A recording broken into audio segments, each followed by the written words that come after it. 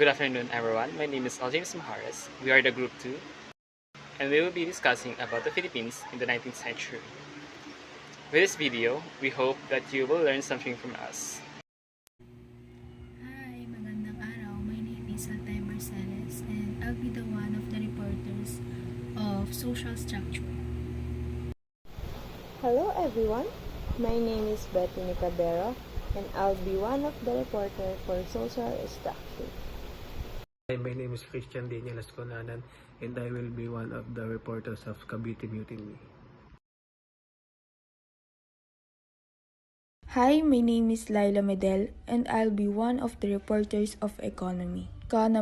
Before the Spanish occupation, our forefathers have already been trading with the Chinese, the Japanese, the inhabitants of Siam, the Indians, the Cambodians, and the natives of Borneo and Malaccas. Noong 10th and 16th century bago pa ang Spanish colonization, pupunta dito ang mga Chinese sa Pilipinas. Bumibili sila ng mga porcelain at silk in exchange for beeswax, deer horn at trepang. Dahil sa pakikipag-trade natin sa China, nagsisimula na rin ang major influence at contribution nito sa Filipino culture, tulad ng mga techniques sa pagluluto. Isa na dito ang pagsusutay ng mga rekado, pagluluto ng pansit. Naimpluwensyahan din ng mga Chinese ang traditional Filipino structure, tulad ng eldest son na kuya at eldest daughter as ate. Ang pagtitawag ng ate at kuya sa nakakatanda ay sumisimbolo ng respeto. When the Spaniards arrived, the Spanish government carried on the existing trade relationship with these countries for a period of time. Dumating ang mga Spaniards sa Pilipinas, ang mga Spaniards ang mga nag-occupy sa mga positions sa government at nagtuloy sa pakikipag-trade sa iba't ibang bansa.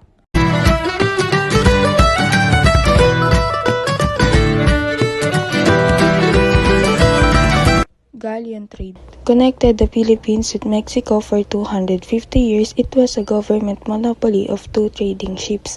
One navigated from Acapulco in Mexico to Manila for 120 days with some 500,000 pesos worth of merchandise, and the other sailed from Manila to Acapulco for 90 days with some 250,000 pesos worth of goods.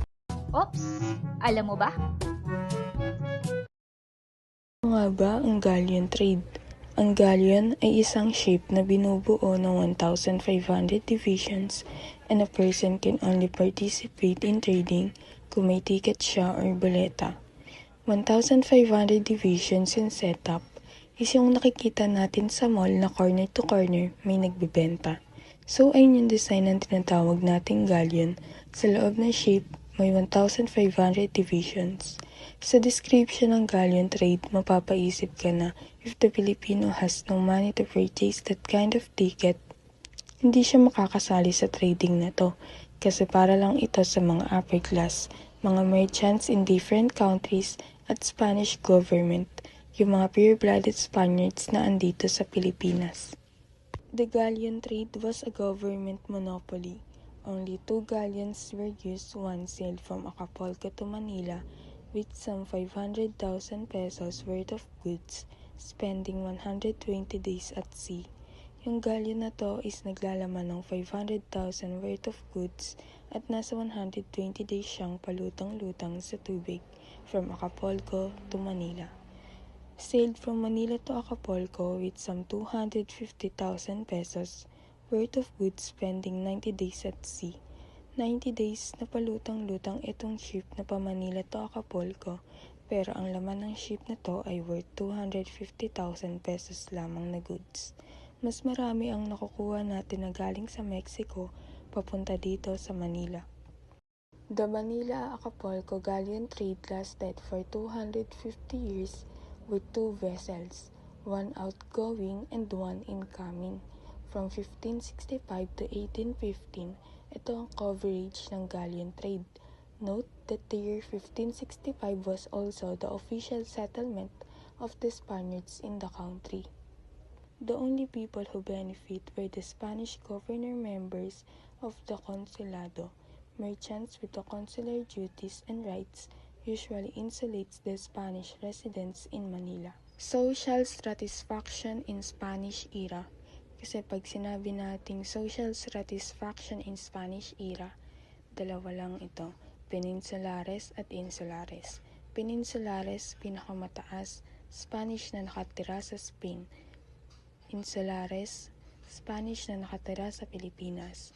Itong dalawang to ay pure-blooded Spaniards na i-discuss mamaya. So basically, pure-blooded Spaniards sila. May privilege sila sa mga ino-offer ng government kasi sila yung mga nag-occupy sa mga highest positions noong panahon na yun. At ang mga position lamang na pinakamataas para sa mga Pilipino ay Gobernadorcillo at Cabeza de Barangay. So sila yung nag-e-enjoy sa tinatawag nating galleon trade. Good afternoon, sir. I'm John Laringo Tico, and I'll be one of the reporters of good and bad effect of the galleon trade. Isa dito ang intercultural exchange sa pagitan ng Pilipinas at Mexico. Dito nagkakaroon ng palitan ng idea at produkto kung ano meron ang Pilipinas patungo sa Mexico. Pangalawa, from the Philippines, the following were brought to Mexico. Dito naman po is yung mga produktong galing sa ating bansa na dadalhin sa Mexico katulad ng Munggo de Manila, Tamarind Rice, Carabao, Cockfighting, Chinese Tea, Monton de Manila, Raincoat, Fiber Display, China Ware, and Tobacco Making. Ngunit ang iba dito ay hindi galing sa Pilipinas. At ang pangatlo naman ay yung from Mexico, they brought to the flora and fauna. Ito yung mga produkto na galing sa Mexico na idadala sa bansang Pilipinas katulad ng avocado, guava, papaya, pineapple, horses, and cattle. At narito naman po ang ilan sa mga naging negative effect of galleon trade.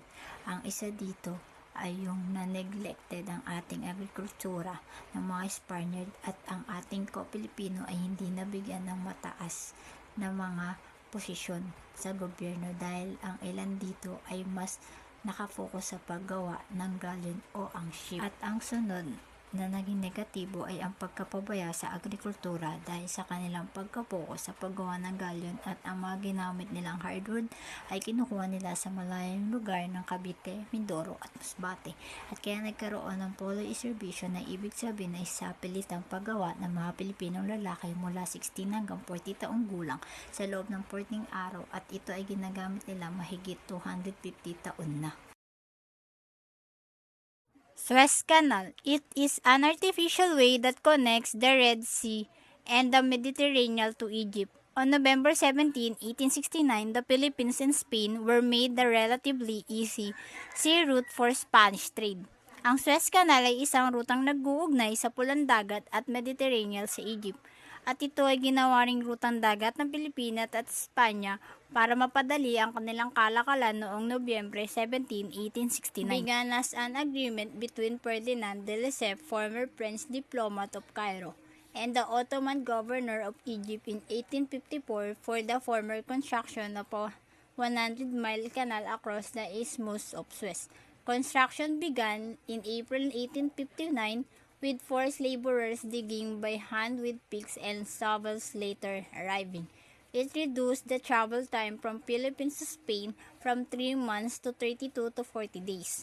Nagsimula ang kasunduan sa pagitan nila Ferdinand de Lesseps at ng Ottoman ng gobernador ng Egypt para sa itatayong 100 miles na kanal noong taong 1854.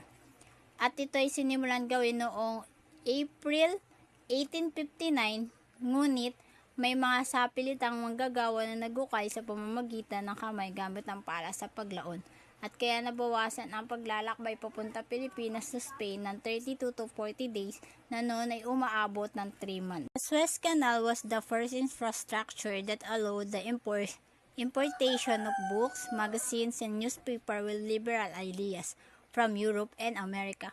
It was instrumental in Rizal's political awakening as he was able to broaden his perspective, thus shaping his nationalist sensibility.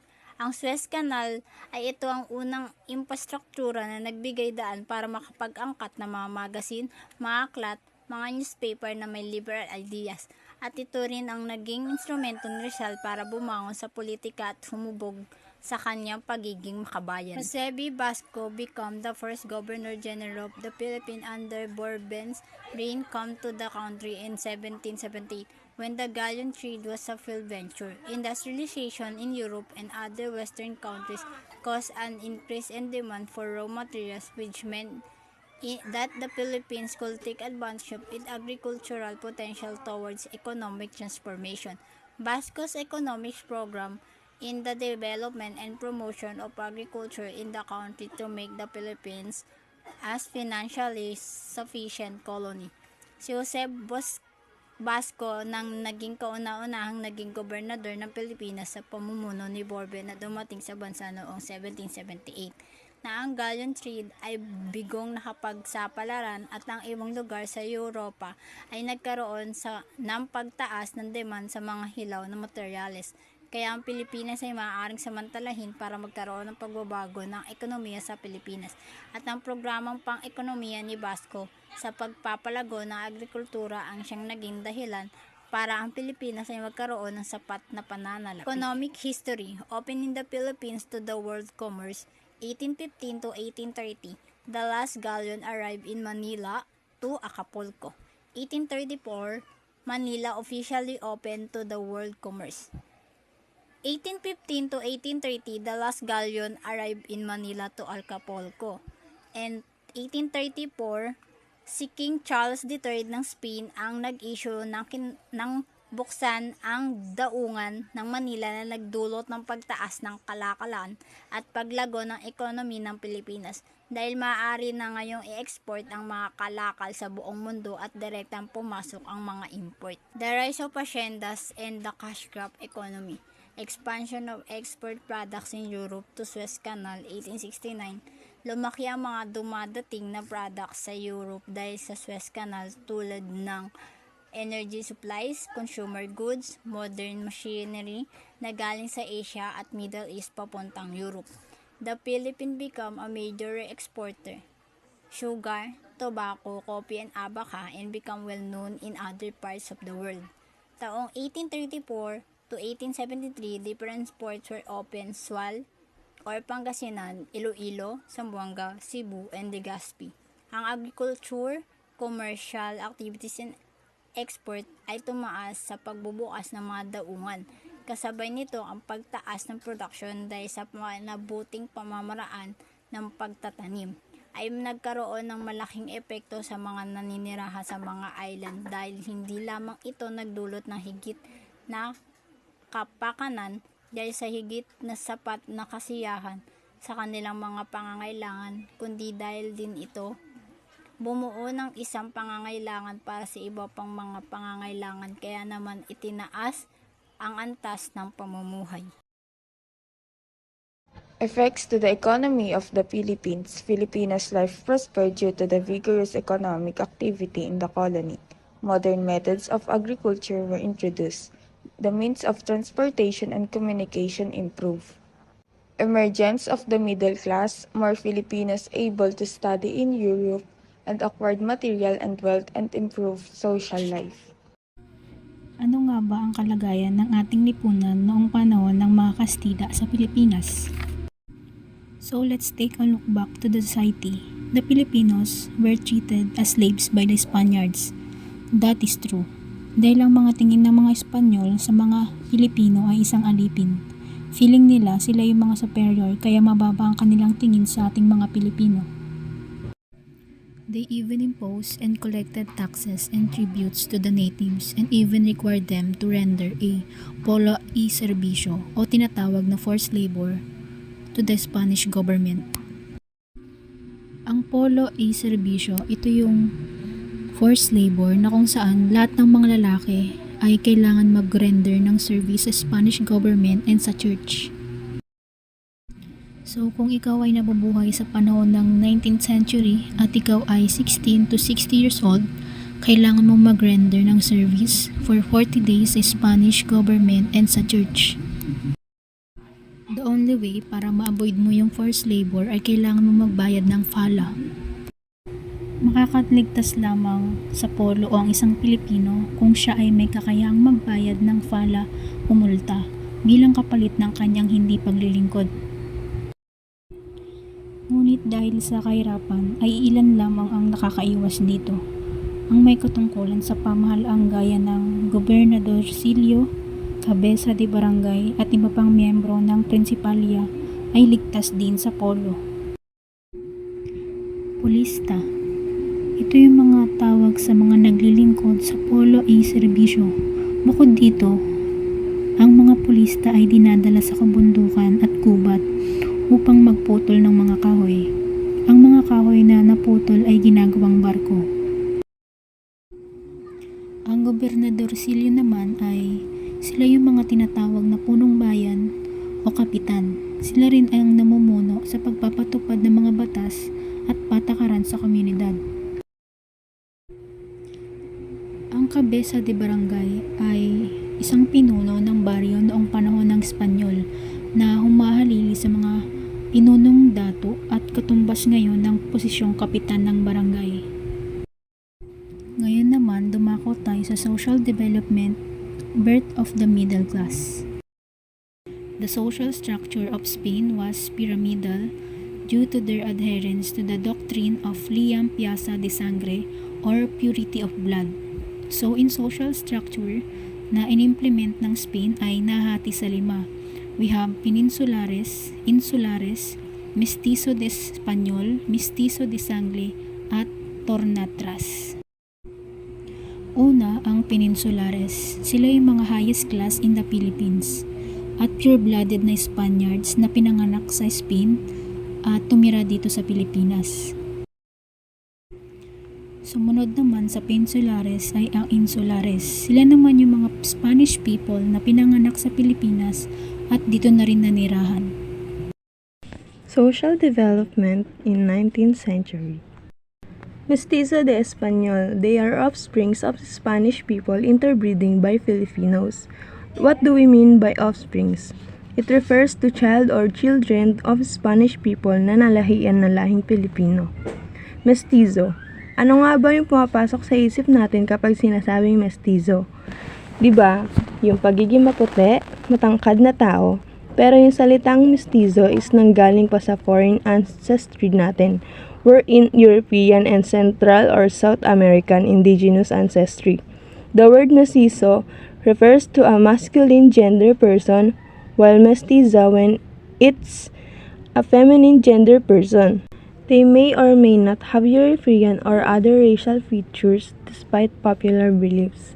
Originally, yung term na mestizo galing pa talaga siya sa Latin America, pero hindi rin nagtagal na adapted rin ito dahil sa country natin. For children of racial intermarriage, kapag sinabi na racial intermarriage, ito yung between two people of different races. Just like for an instance, yung father mo is Espanyol, then yung mother mo is pure Filipina. Ganun siya i-describe as an intermarriage. Mestizo de Sangle. Ito ay tumutukoy sa mga tao na may kombinasyon ng dugong Chino at Pilipino.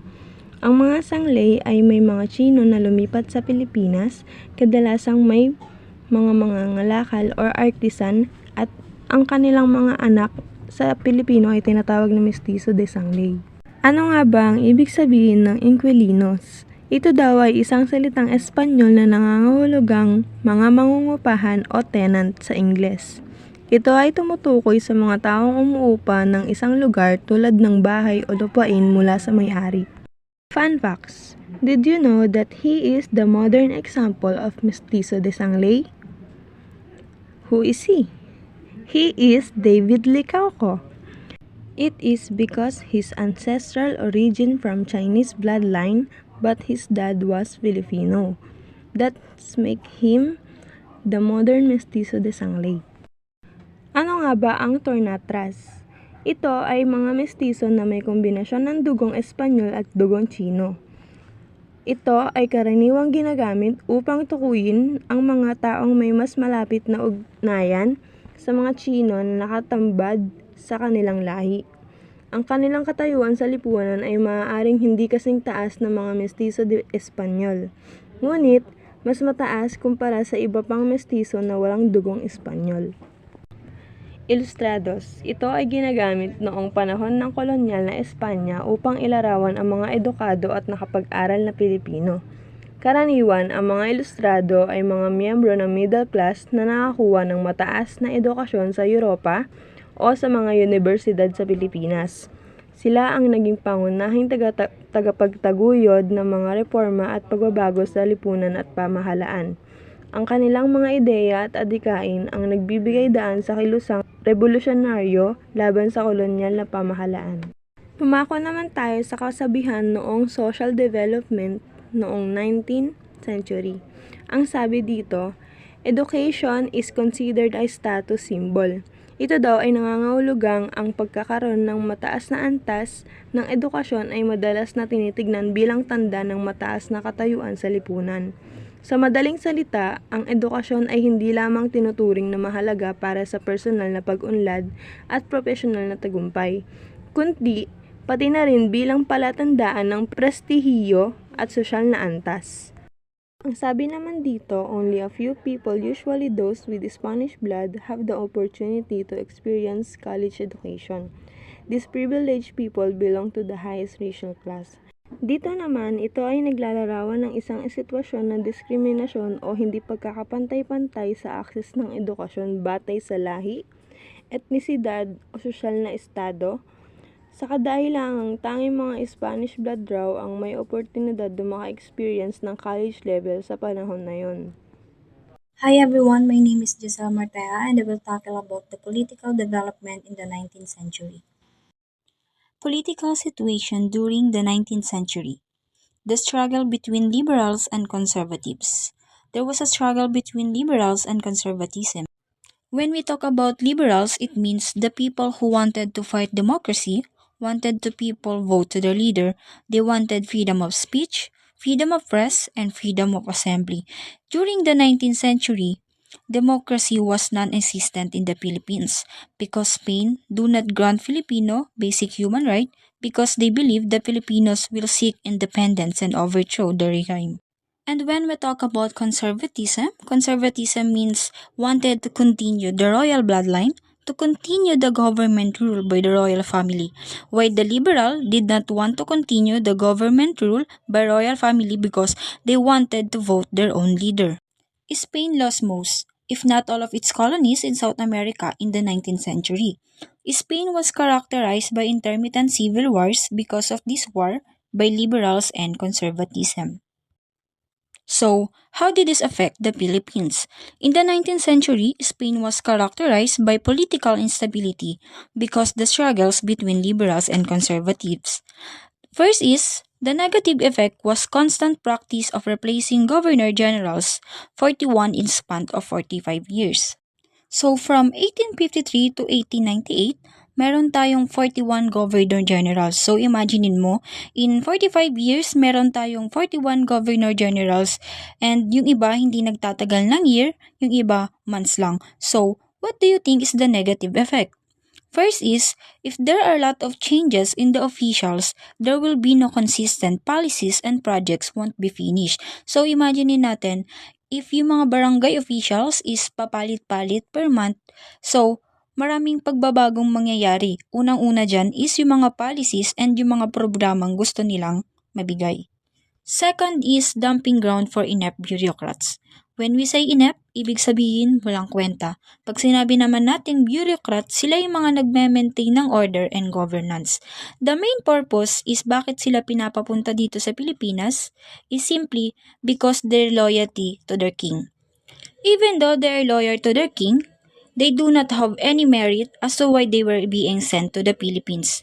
They come to the Philippines as poor man, pero babalik sila ng Espanya as rich man. Lastly is failure to make or achieve consistent policies. Dahil nga sa pabago-bago nating governor official, yung mga policies din is pabago-bago and wala tayong consistent policies. By and large, there was a rampant graft and corruption typified by first is failure to provide for basic needs like public works, schools, and peace and order. And dahil dito, the Filipinos is questioning why their taxes was not utilized, bakit yung mga gobyerno hindi makapagbigay ng mga public schools and peace and order. The rampant corruption of the government became one of the reasons why Rizal called for reforms in government. Yung mga Pilipinos dito, ang dami nilang katanungan. Limited participation of Filipinos in government. Yung mga Pilipino dito nagtatanong, why was it Governor Silio? Bakit hindi pwedeng Governor General? Ang mga Pilipinos gusto na nila ng pagbabago of what Spaniards doing to them. for 300 years. In the 19th century, they developed sense of nationalism simply because gusto na nila ng pagbabago. They had enough. They wanted to change the norm. On November 21, 1849, Governor-General Narciso Claveria decreed mandating people to take on surnames, undergo registration, and be in possession of cedula indicating one names and residence as well as of the employment. It also had the added benefit of tracking down unusual migration through the Philippines. The decree came with a 141-page, known to historians as the Catalogo Alfabetico e Apellidos. Most of the surnames that begin with R went to Albay, while parts of Romblon got F, M, or R. Old families in Argao, Cebu have surnames that begin with Villa and Al. Iloilo surnames that begin with T are plentiful in Tigabuan, G in Gimbal, Mi in Miagao. Thus, it was possible up to the early 20th century to guess where a person was from based on the first letter of his surname. The Catalogo de Apellidos explain why many Filipinos have Spanish surnames like Guerrero, Ocampo, Garcia, Reyes, etc. Remember that Jose Rizal came from a big Calamba family whose surname was Mercado, means market. He was the only one who used Rizal. Rizal in the Catalogo, from the Spanish, mean a green field ready for harvest. In school, as a matter of fact, in his school records, he sometimes used Mercado, minsan Rizal, minsan Mercado, and Rizal. What is mutiny? A rebellion against the authority. It comes from an old verb mutin, which means to revolt. Cavite Mutiny is a group uprising of 200 people at Cavite Arsenal aiming to get rid of the Spanish government in the Philippines. On January 20, 1872, the Cavite Mutiny and an uprising of military personnel at the Spanish Arsenal in Cavite took place. This event subsequently led to the execution of the Filipino priest Mariano Gomez, Jose Burgos, and Jacinto Zamora, collectively known as Gambosa. So, ang Cavite Mutiny noong Enero 20, 1872 ay isang maikling pag-aalsa ng mga Pilipinong sundalo at manggagawa sa arsenal ng mga Espanyol sa Cavite. Dahil sa reklamo sa pagbagong buwis at pagkawala ng mga pribilehiyo, mabilis itong nasupi ng mga Espanyol. Pero ginamit ito bilang dahilan para apihin ng mga Pilipinong nasyonalista dahil dito pinatawan ng parusang kamatayan ng 3 paring Pilipino, sino Mariano Gomez, Jose Burgos at Jacinto Zamora, nakilala bilang Gombosa. Dahil sa umunay sedisyon, ang kanilang kamatayan ay naging inspiration sa paglaban ng mga Pilipino laban sa kolonyal na pamahalaang Espanyol. Who are these 3 priests? Once, my father Mariano Gomez, an old man in his mid-70, Chinese Filipino in Cavite. He was truly nationalistic. Father Jose Apolonio Burgos. He was 35 years old that time. Spanish descent, born in the Philippines. He was a parish priest of the Manila Cathedral and has been known to be close to the Liberal Governor General de la Torre. He was active and outspoken, advocating the Philippination of the clergy. Father Jacinto Zamora. He is 37-year-old Spanish, born in the Philippines. He was the parish priest of Marikina and was known to be unfriendly. He would not countenance any arrogance or authoritative behavior from Spaniards coming from Spain. Gombosa, tagged as the mastermind of the Cavite Mutiny, collective name of the 3 martyred priests, tagged as the masterminds of the Cavite Mutiny. The unsuccessful mutiny was participated in by around 200 soldiers and laborers of the engineering and the artillery corps who rose up after their salaries were reduced upon the order of Governor General Rafael de Izquierdo by subjecting them to personal taxes from which they were previously exempt.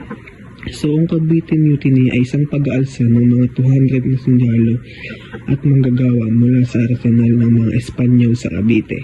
Nagrebelde sila dahil sa pagbabawas ng kanilang sahod dahil sa pagpataw sa kanilang bagong personal na buwis na dati nilang iniiwasan. Ang utos na ito ay galing kay Gobernador General Rafael de Izquierdo. Mabilis na nasupil ang pag-aasa at ginagamit ito ng mga Espanyol para patawan ng parusa ang mga Pilipinong nasyonalista na humantong sa pagbitay sa mga parang magbusa. Uprising was used by the Spanish colonial government to implicate and sentence to death by garrote Fathers Mariano Gomez, Jose Burgos, and Jacinto Zamora on February 18, 1872 in Bagong Bayan and several others Filipino leaders.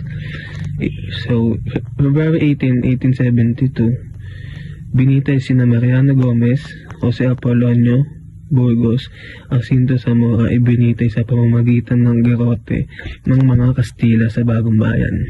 Kaugnay sa 1872 Cavite Mutiny, namuo ang galit ng Kastila sa tatlong pare na ito dahil sa pangunguna ng kampanya laban sa mga mapang-abusong Kastila at sa pakikipaglaban para sa pantay na karapatan ng mga pare. Ang kanilang pagpatay ay naglayong takutin ang iba pang mga reformista pero nagdulot ito ng mas malakas sa damdamin ng nasyonalismo sa mga Pilipino.